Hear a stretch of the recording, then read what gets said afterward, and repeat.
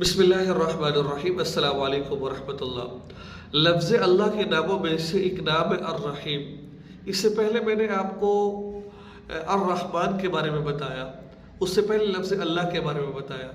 तो आज मैं आपको अर्रहीम के फ़ायदे बताऊंगा कि अल्लाह ताला ने अर्रहीम में क्या क्या फ़ायदे रखे हैं, क्या क्या खसलतें हैं और क्या क्या ऐसी चीज़ें हैं कि हम इस नाम के ज़रिए से अल्लाह ताला से क्या कुछ हासिल कर सकते हैं। नाज़रीन, अर्रहीम का जो बेसिक इसका फ़ायदा है ना, वो मैं आपको बताता हूँ। वो ये है, जो बंदा इसका कसरत से एहतमाम करता है अर्रहीम का, तो इसके ज़रिए से ना अल्लाह ताला ख़ुद भी इस पर रहम करते हैं।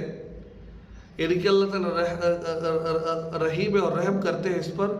और जो मखलूक है अल्लाह ताला की, इंसानों के अंदर या कुछ और है, जिन्नात में, शयातीन में, अल्लाह उसको भी इसका ताबे कर देते हैं। मिसाल के तौर पर किसी का दिल आपके लिए खट्टा है, उसका दिल आपके लिए बड़ा सख्त है, वो आपसे बहुत ज़्यादा नफरत करता है, तो इसको फिर आप दो तरीके से पढ़ सकते हैं।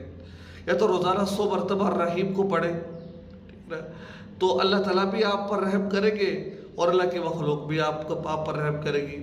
आप चाहते हैं कि जो सख्त दिल वाला है वो जल्दी मुझ पर मेहरबान हो जाए, तो फिर आप रोज़ाना 500 मरतबा आप इसको पढ़ सकते हैं अर्रहीम को। ठीक है ना, बड़ा पावरफुल ये वजीफ़ा है। उसके बाद एक सबसे बड़ी बात मैं आपको बताना चाहता हूँ, सबसे बड़ी बात। उससे पहले और इसका फ़ायदा बताता हूँ कि नाज़रीन, अगर आपका कोई दरख्त है, फलों वाला दरख्त है, वो कदावर नहीं हो रहा, उसको वो ठीक तरह जो सरा बढ़ नहीं रहा, उस पर फल नहीं लग रहे, तो आप अर्रहीम को प्लेट पर, जैसे मैं बताता हूँ, प्लेट पर लिख कर, तो ये आप स्याही से भी लिख सकते हैं, लिख कर पानी डालकर उस दरख्त पे डाल दें, उसके जड़ों में डाल दें। जो पानी आप घेरते हैं उसमें ये पानी मिला दें, फिर उसके जड़ों में डाल दें। इंशाल्लाह आप देखेंगे कि दिनों के अंदर वो दरख्त बढ़ना शुरू हो जाएगा।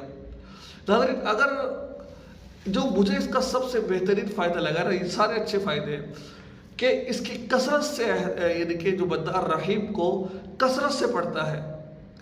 अब इसका मतलब ये भी नहीं है कि आप हर वक्त अर्रहीम पढ़ते रहे।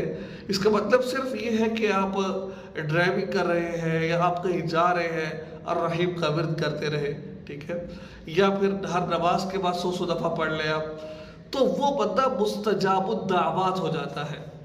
नाज़रीन, मुस्तजाबुद्दावात उसको कहा जाता है कि वो अल्लाह से जो मांगता है अल्लाह कबूल कर लेते हैं।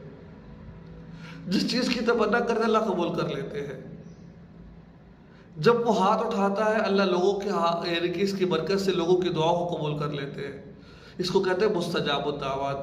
और जिस बंदे में ये खसलत आ जाए, मुझे बताए और क्या चाहिए। जो बंदा हाथ उठाता हो और उसका हाथ नीचे रखने से पहले पहले अल्लाह उसकी दुआ कबूल कर लेते हो, उसको क्या चाहिए। और इसकी कसरत के एहतमाल से पढ़ने से इस जो अर्रहीम को, तो अल्लाह ताला उसको मुस्तजाबुद्दावात बना देते हैं, उसकी दुआओं को कबूल फरमाते हैं, हाथ नीचे करने से पहले पहले।